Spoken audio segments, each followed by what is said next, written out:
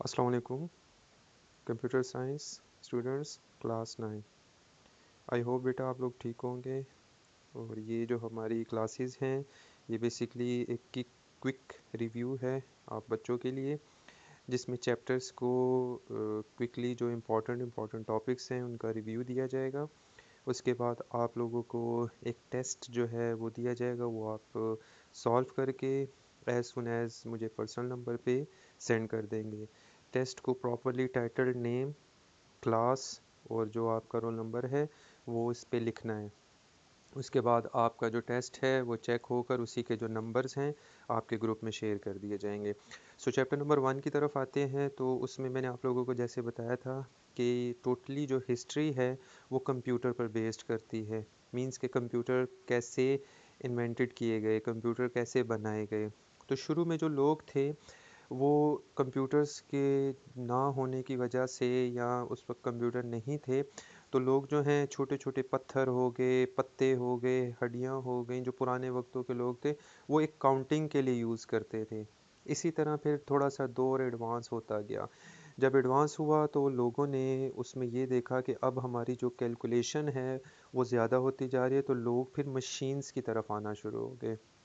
जिसमें सबसे जो टॉप फर्स्ट मशीन जो थी वो थी अबेकस बनाई गई, जिसमें छोटे छोटे बीड्स को यूज़ किया गया। बीड्स मतलब इन सिंपल शॉर्ट लैंग्वेज में बोलूँगा कि छोटे छोटे एक मोतियों की शक्ल में थे। वो लिए गए, उनको एक रॉड में डाला गया, तो वो एज अ काउंटिंग के लिए इस्तेमाल किए जाते थे। इसी तरह फिर नेपरबोन ने कंप्यूटर को इन्वेंटेड किया। उन्होंने नंबर्स की कैलकुलेशन को ज़्यादा किया। उन्होंने ये बताया कि जी डिवाइसेस के थ्रू हम क्या कर सकते हैं, मल्टीप्लिकेशन कर सकते हैं, डिवीजन कर सकते हैं। फिर डेसिमल पॉइंट्स को उन्होंने बताना शुरू किया। तो ये सारी जो हिस्ट्री थी ये कंप्यूटर की तरफ बेस करती थी। इसी तरह आहिस्ता आहिस्ता कंप्यूटर्स की जो इन्वेंशन थी, लोगों ने उनकी तरफ सोचा, तो कंप्यूटर की क्या कहते हैं जनरेशन्स की तरफ लोग आना शुरू हो गए। तो इसी तरह जो फर्स्ट कंप्यूटर था उनको जब बनाया गया तो टोटल हमारे पास 5 जनरेशन्स ऑफ कंप्यूटर्स हैं। तो जो फर्स्ट जनरेशन थी वो 1940 से लेके 1956 तक थी, लेकिन एक वैक्यूम ट्यूब्स यूज़ की गई थी उस कंप्यूटर्स के अंदर। ठीक है, लार्ज इन साइज़ थे, कमरे के साइज़ के कंप्यूटर से थोड़ा सा यूज़ करना टफ़ होता था, बट उन उन उस वक्त के लोग जो थे वो इजीली इन चीज़ों को इस्तेमाल करना जानते थे। तो फर्स्ट जनरेशन जो थी ऑफ कंप्यूटर थी वो 1940 से 1956 तक रही। उसमें वैक्यूम ट्यूब्स को इस्तेमाल किया गया था, जो कि बहुत ही लार्ज थी। वो ग्लास के मटेरियल से बनी हुई थी, और बेसिक सो जो था इलेक्ट्रिक सर्किट्स था। ठीक है, इसके जो करेक्टरिस्टिक हैं वो ये हैं कि वो जो वेरी स्लो इन साइज़ थी, अनरिलायबल थी, पावर ज़्यादा लेती थी, लार्ज इन साइज़ भी थे। ठीक हो गया, एक्सपेंसिव टू मैन्युफैक्चरर थी, फिर जिसकी वजह से इसको यूज़ करना थोड़ा सा हमारे लिए टफ़ था। फिर सेकेंडली जब प्रोग्रामिंग लैंग्वेज की तरफ आते थे तो इस पर हमारे लिए इतनी लिमिटेड एरियाज़ थे जिससे हम क्या कर सकते थे, प्रोग्रामिंग लैंग्वेजेस नहीं कर सकते थे। Input was provided through the punch cards. इसके जो हम इनपुट थी वो पंच कार्ड की मदद से जो थी वो होती थी। लेक्चर के दौरान क्लास में मैंने आपको पंच कार्ड दिखा दिए थे कि ये चीज़ पंच कार्ड हैं, इसके थ्रू हम क्या करते हैं, कोई भी इनपुट देते हैं। इसी तरह जब फर्स्ट जनरेशन क्लियर हो गई तो सेकंड जनरेशन की तरफ लोग आना शुरू हो गए। तो सेकंड जनरेशन में जो थी, फर्स्ट जनरेशन में जो हमारे पास फ्लॉज थे, या कह सकते हो कि करेक्टरिस्टिक ऐसे थे जो हमारे लिए प्रॉब्लम्स क्रिएट करते थे, लाइक वैक्यूम ट्यूब्स थी, गर्म हो जाती थी, लार्ज इन साइज़ थी। तो उसको फिर हमने क्या किया, चेंज करना चाहा। तो सेकंड जनरेशन आ गई। सेकंड जनरेशन में 1956 से 1963 तक चला। उस जनरेशन में क्या हुआ, ट्रांजिस्टर्स ने वैक्यूम ट्यूब्स को रिप्लेस कर दिया, जिसका फ़ायदा हमें क्या हुआ कि कंप्यूटर जो थे वो स्मॉलर इन साइज़ हो गए, फास्ट स्पीड हो गई, रिलायबल हो गए, आसानी से हम इसको इस्तेमाल कर सकते थे, कॉस्ट इफ़ेक्टिव थे, मतलब उनकी जो प्राइस थी वो as compared to first generation कम होगी। प्रोग्रामिंग लैंग्वेज की तरफ हम आ गए, जिसमें हमने assembly languages and high level languages की तरफ काम करना शुरू कर दिया, जिसमें फोर्ट्रॉन जो थी, formula translation and COBOL, common business oriented languages, इनकी तरफ हम आना शुरू हो गए। एग्जांपल्स आपके पास पड़ी हैं, यूनिवेक्स हैं, 2 है, IBM 7030 है, एंड CDC 1604। तो ये ऐसे थे जो सेकंड जनरेशन में हुए। अब जब ये सेकंड जनरेशन पे काम करना शुरू किया गया तो उसके बाद फिर हमने इसमें और एडवांस काम लेकर आए, मतलब हमने अपने कंप्यूटर्स को और एडवांस किया, तो हम मूव हो गए थर्ड जनरेशन की तरफ जो 1963 से 1971 तक थी।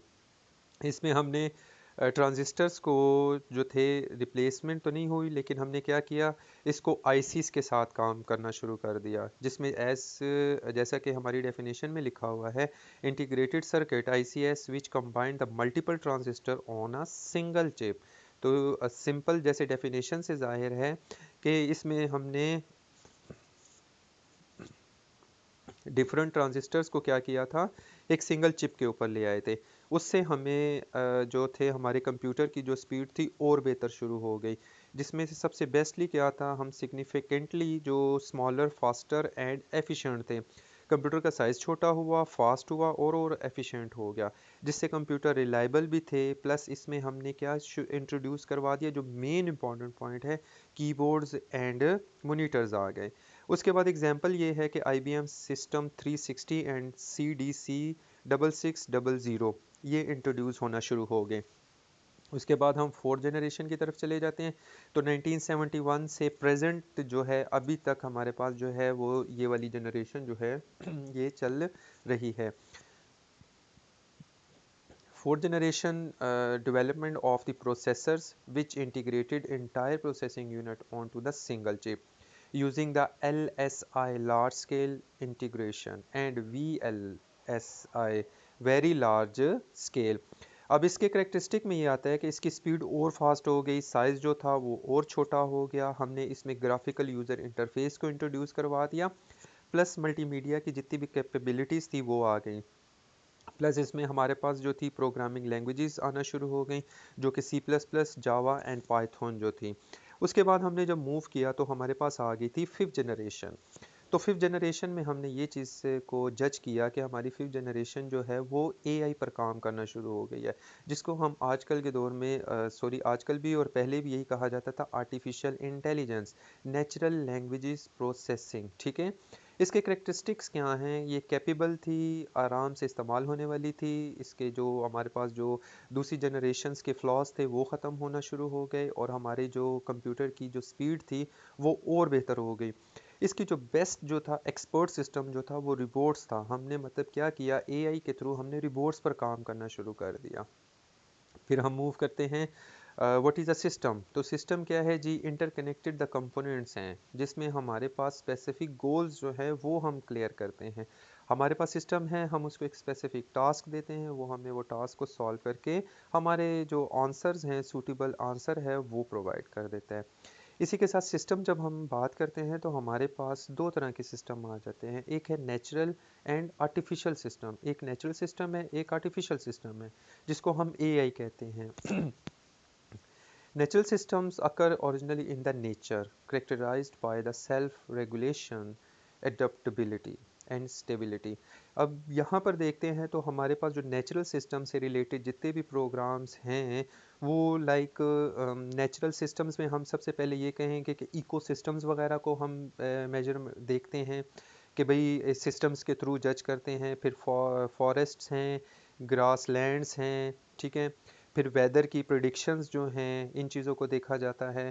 फिर सोलर सिस्टम्स हैं, बायोलॉजिकल सिस्टम्स हैं, ह्यूमन बॉडी की showcasing and interconnected passage of adaptables.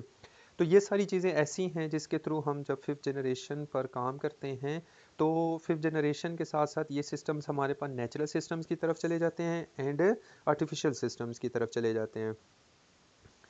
तो इनके दरमियान में जो मेन डिफरेंसेस हैं वो ये हैं कि नेचुरल सिस्टम जो है जैसे कि नाम से ज़ाहिर है, naturally without human input. But अगर आप इसी के कंपेयर एआई में चले जाते हैं तो system designed and build by the humans. जो नेचुरल सिस्टम्स हैं वो विदाउट ह्यूमन की इनपुट के थ्रू हमें मिल जाता है, लेकिन जो एआई है उसमें हमारी जो इनपुट है वो किसके थ्रू आती है, ह्यूमंस के इनपुट के थ्रू। उसके बाद ये जो नेचुरल सिस्टम है ये इंटरडिपेंडेंट हैं, जबकि जो आर्टिफिशियल्स हैं वो compare to the natural systems के साथ हैं। फिर इसी तरह ये 5 डिफरेंसेस हैं, इनको आप लोग रीड करो, बिल्कुल इजी हैं, इसमें कोई टफ ऐसा पॉइंट नहीं है जो कि आपको क्लियर ना हो। ठीक हो गया।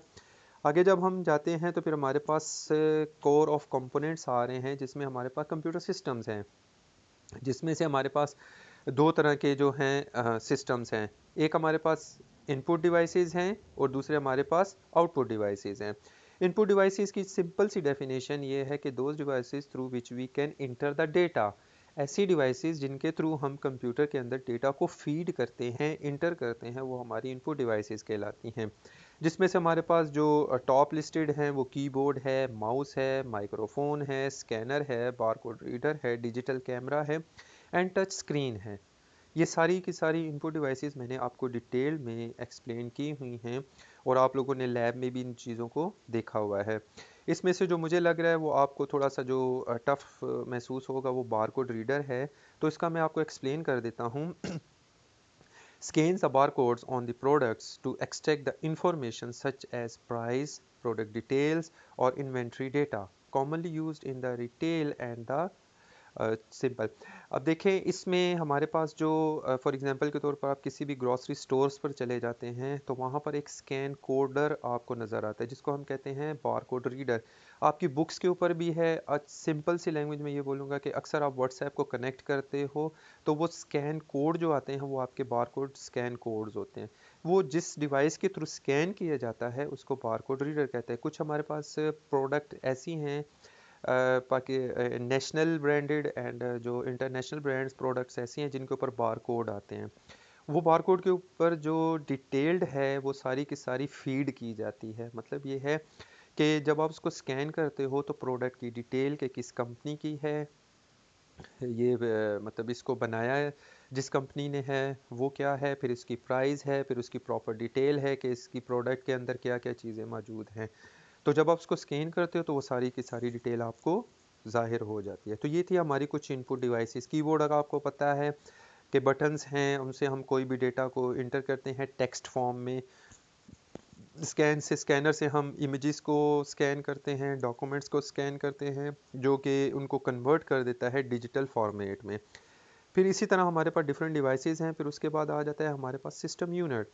तो सिस्टम यूनिट में हमारे पास सिस्टम यूनिट का मतलब है ऐसा सिस्टम जो कि होल सिस्टम को कंट्रोल करता है। इसको हम ये भी कह सकते हैं central hub of the computer, जिसके central hub of the computer जो कि क्या करता है, सारे कंप्यूटर को मैनेज करता है। सच है जिसमें मदरबोर्ड है, प्रोसेसर है एंड ड्राइव्स हैं।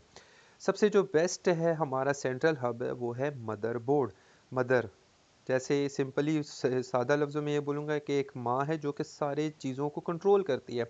इसी मदरबोर्ड के ऊपर सारी चीज़ों को हम क्या कर देते हैं, अटैच कर देते हैं। फिर वो आगे सारी चीज़ों को मैनेज कर देती हैं, जिसमें से रैम मेमोरी स्लॉट्स हैं, एक्सपेंशन स्लॉट्स हैं, सॉकेट्स हैं, जिसको हम माइक्रो प्रोसेसर्स भी कह सकते हैं। ठीक है, तो ये सारी चीज़ें क्या करती हैं, इसको कंट्रोल कर देती हैं।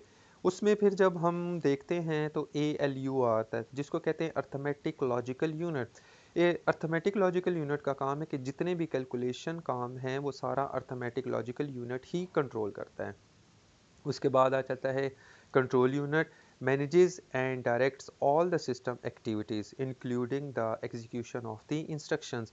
तो कंट्रोल यूनिट का काम है कि जितने भी एक्टिविटीज़ जो कि परफॉर्म हो रही हैं कंप्यूटर के अंदर उनको कंट्रोल करे, मैनेज करे, एग्जीक्यूशन करे इंस्ट्रक्शंस की।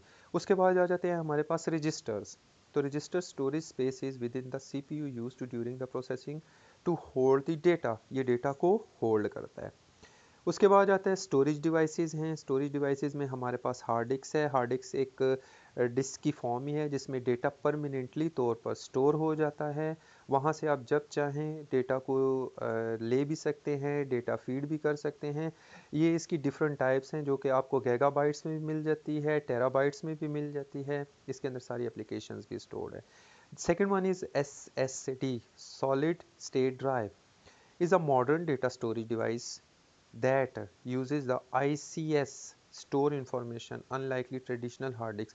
हार्ड डिस्क से अगर इसको कंपेयर किया जाए तो SSD जो है वो ICS को यूज़ करते हुए अपने डेटा में स्टोर करती है, डेटा को स्टोर करती है। वही डेटा फिर आप as compared to hard disk जल्दी से ले सकते हैं। As compared to hard disk SSD जो है वो वेरी फास्ट है। आगे चले जाएँ तो सीडीज़ हैं, कॉम्पैक्ट डिस्क हैं, जो कि मीडियम स्टोरेज डिवाइसेस हैं, जिसको हम ऑप्टिकल स्टोरेज डिवाइस भी कहते हैं। इसकी जो स्टोरेज है वो 700 MBs तक भी हो सकती है। फिर डीवीडीज़ हैं, तो DVDs as compared to CDs इसकी जो स्टोरेज है वो बहुत ही ज़्यादा है, 16 जीबीज़ यहाँ पर हमें प्रोवाइड की गई है। फिर मेमोरी कार्ड है, memory card as just like एक कह सकते हो स्टोरेज ही है। इसमें हम अपने डेटा को स्टोर भी कर सकते हैं, मोबाइल में यूज़ की जाती है या उसको आप कंप्यूटर्स के साथ भी कनेक्टेड कर सकते हो। यूएसबी फ्लैश ड्राइव है, ये भी एक इनपुट डिवाइस है जिससे डेटा को स्टोर ही किया जाता है और स्टोरेज के बाद आप उसको यूज़ कर सकते हो कंप्यूटर के इनपुट के लिए। सेकंड हमारे पास आ जाता है आउटपुट डिवाइसेस। तो आउटपुट डिवाइसेस वो डिवाइसेस हैं कंप्यूटर की जिनसे हम आउटपुट लेते हैं। जैसे कि हमारे पास प्रिंटर है, प्रिंटर जो है हमारे पास एज आ आउटपुट डिवाइस यूज़ किए जाते हैं। आप सबको पता है रिसेंटली ये जो आपकी कंप्यूटर बुक्स हैं, वट एवर जो भी बुक है ये भी प्रिंटेड ही हैं, तो मतलब उसको प्रिंट फॉर्म में लिया गया है। तो कंप्यूटर से जब हम प्रिंट लेते हैं तो वो भी हमारे पास एक आउटपुट ही है, जिसमें से हमारे पास इम्पैक्ट प्रिंटर्स हैं, नॉन इम्पैक्ट प्रिंटर्स हैं। इम्पैक्ट प्रिंटर्स जो हैं वो use mechanical action to transfer ink on to the paper, जिसको हम डॉट मैट्रिक्स प्रिंटर कहते हैं। तो नॉन इम्पैक्ट प्रिंटर्स जो हैं वो इंकजेट हैं, लेज़र प्रिंटर्स हैं, जो कि क्या करते हैं एक faster and higher quality outputs आपको प्रोवाइड कर देते हैं। उसके बाद अगर आप आगे चले जाएं तो फिर एक्सपेंशन स्लॉट्स हैं जो कि हमारी आउटपुट के लिए भी यूज़ की जाती हैं। मतलब यहाँ पर हम क्या करते हैं चीज़ों को कनेक्ट करके अपनी डेटा को फॉरवर्ड करते हैं। फिर पोर्ट्स जो हैं वो भी मैंने आप लोगों को दिखाई गई थी कंप्यूटर के अंदर कि ये कंप्यूटर की इनपुट पोर्ट्स हैं, ये कंप्यूटर की आउटपुट पोर्ट्स हैं। फिर कंप्यूटर के अंदर ही एक्सपेंशन स्लॉट यूज़ किया जाता है जो कि एक हार्डवेयर डिवाइस है, जो कि किधर यूज़ की जाती है, मदरबोर्ड के साथ यूज़ की जाती है। ये चीज़ें भी आपको क्लियर की गई थी पिक्चर में, मतलब वहाँ पे दिखाई गई थी। अब जो मोस्ट इम्पॉर्टेंट है कंप्यूटर के अंदर जो कंट्रोल यूनिट है, तो कंट्रोल यूनिट में हमारे पास जो चीज़ यूज़ की जाती है उसमें हमारे पास ALU है, जो कि अर्थमेटिक लॉजिकल यूनिट है। वो कंट्रोल यूनिट ने इनपुट एंड आउटपुट डिवाइसेस को भी मैनेज करना होता है। तो ALU जो है कहते हैं allow the arithmetic add subtract और जितने भी लॉजिकल प्रोग्राम्स हैं लाइक एंड और नॉट गेट वगैरह, ये चीज़ें यूज़ की जाती हैं। उसके बाद हम आ जाते हैं रजिस्टर्स की तरफ। तो रजिस्टर जो हैं जैसे कि डेफिनेशन से ज़ाहिर है, registers are high speed storage areas in the CPU. All the data must be stored in the register before it can be processed. Some common registers are MAR है, MDR है, AC है, PC है and CIR है। Name के abbreviation से जाहिर है memory address register MDR, memory data register, AC accumulator, PC program counter and CIR current instruction register. अब MAR का काम है कि hold the memory location of the data need to be accessed, मतलब इसने डेटा को जहाँ पर सेंड करना है इस रजिस्टर के पास उसका एड्रेस मौजूद है। MDR का काम है data hold data that is being transferred to और फ्रॉम दी मेमोरी, लेना है डेटा को होल्ड करके रखता है जो कि आपने सेंड करना होता है। AC है where the intermediate arithmetic and logical results are stored. Accumulator का काम है जहाँ पर अर्थमेटिक एंड लॉजिकल जितने भी ऑपरेशन परफॉर्म किए जाते हैं वो ये वाला रजिस्टर होल्ड करके रखता है। अब PC की तरफ आ जाते हैं तो ये एक प्रोग्राम काउंटर है जिसमें सारी की सारी इंस्ट्रक्शन स्टोर की जाती हैं। फिर आ जाता है CIR, contain the current instruction during the processing. इसके पास जितनी भी करंट इंस्ट्रक्शंस जो हैं ये अपने पास होल्ड करके रखता है नंबर बाय नंबर, फिर उस चीज़ को फॉलो अप करके आगे फॉरवर्ड कर देता है। फिर इसी के साथ हमारी बसेस यूज़ की जाती हैं। जस्ट लाइक एग्जांपल मैंने आप लोगों को क्लास में भी बताया था कि एक बस है वो आपको अपने जो आपकी जगह है वहाँ तक पहुँचाती है। जैसे हमारे पास एक एड्रेस बस है, एक डेटा बस है, एक कंट्रोल बस है। तो अब एड्रेस बस का काम है carries the addresses of the data but not the data. नाम से जाहिर है ये सिर्फ एड्रेस अपने पास रखेगी, डेटा नहीं रखेगी। ये आपको हेल्प करेगी ये वाली बस कि आपको कहाँ पर लेकर जाना है। फिर है डेटा बस। अब इस बस का काम है कि अपने पास डेटा रखती है जो कि डेटा को प्रोसेसर्स के दरमियान में और मेमोरीज़ के दरमियान में, इनपुट एंड आउटपुट डिवाइसेस के दरमियान में भेजता है। कंट्रोल बस है तो कंट्रोल द सिग्नल्स और the commands from the CPU in order to control and coordinate all the activities within the computer. Computer के अंदर जितनी भी एक्टिविटीज़ परफॉर्म हो रही हैं वो सारी की सारी कंट्रोल बस का काम है कि उसको कंट्रोल करे। फिर इसी के साथ हमारे आउटपुट डिवाइसेस हैं, फिर डेटा की ट्रांसमिशन स्टार्ट हो जाती है। तो डेटा की ट्रांसमिशन जो है हमारे पास मतलब क्या है कि data transmission is a computer system refer to how the data moves between the components like the CPU, memory, storage, input and output devices. तो ये डेटा कैसे मूव होता है एक डिवाइसेस से दूसरी डिवाइसेस की तरफ, तो ये आपके सामने कंट्रोल बसेस का सारा जो डायग्राम है वो पेश कर दिया गया है। फिर नीचे कंप्यूटर की टर्मिनोलॉजीज़ हैं। तो लेकिन जब मेमोरी के साथ हम काम करते हैं तो कैशे मेमोरी है is a fastest but smallest memory. Cache memory just like example, जैसे कि ये मेन मेमोरी के साथ अटैच है और ये कंप्यूटर को हेल्प करती है कि कंप्यूटर की मेमोरी को, कुछ मेमोरी को ले लेती है, स्मॉलेस्ट मेमोरी है लेकिन कुछ मेमोरी को ले लेती है अपने पास, लेकिन कंप्यूटर की मेमोरी को ये फास्ट रखती है। रैम आपको नाम से ज़ाहिर है लार्ज है बट स्लोअर है। रैम मैंने आपको बताया भी था कि कंप्यूटर की एक करंट मेमोरी है जिसमें कि आपका डेटा जो है वो मूव करता रहता है। तो इसकी एग्जांपल मैंने ये भी दी थी कि अगर लाइट जाती है तो फ़ौरन उस रैम के ऊपर से डेटा चला जाता है। फिर जब आप ऑन करते हो, फिर अपनी वर्किंग करते हो, तो रैम का काम है कि करंट जितनी भी इंस्ट्रक्शंस हैं, जितना भी डेटा है वो होल्ड करके रखता है। नीचे कंप्यूटर की टर्मिनोलॉजीज़ हैं। तो कंप्यूटर की टर्मिनोलॉजी में 1 byte is equal to 8 bits है, 1 kilobyte is equal to 2 raise to power 10 bytes equal to 1024 bytes, ठीक है। इसी तरह 1 MB जो है वो 2 रेज़ टू पावर 20 के है। फिर 1 गीगाबाइट 2 रेज़ टू पावर 30 है। फिर टेराबाइट 2 रेज़ टू पावर 40 है। फिर 1 पेटाबाइट जो है 2 रेज़ टू पावर 50 है। तो इसी तरह एक्स्ट्रा जो लास्ट में चल रहा है ये सारी बाइट्स की जो डिटेल्स हैं वो दी गई हैं। तो सिंपल वर्ड में ये कहूँगा कि बिट्स जो है वो 0 1 पर स्टैंड करते हैं, जैसे मैंने आपको बताया था कि ऑन एंड ऑफ के ऊपर काम करती है। इसके बाद जो इम्पोर्टेंट है उसकी तरफ हम चले जाते हैं, जो कि कैशे मेमोरी एंड रजिस्टर्स, ये मैंने आपको ऊपर बता दिए। फिर सेकेंडरी मेमोरी भी आ गई है और सेकेंडरी मेमोरी के बाद कंप्यूटर के कुछ सॉफ्टवेयर्स हैं, जैसे कि मैंने आपको बताया था कि एप्लीकेशन सॉफ्टवेयर्स क्या हैं एंड सिस्टम सॉफ्टवेयर्स क्या हैं।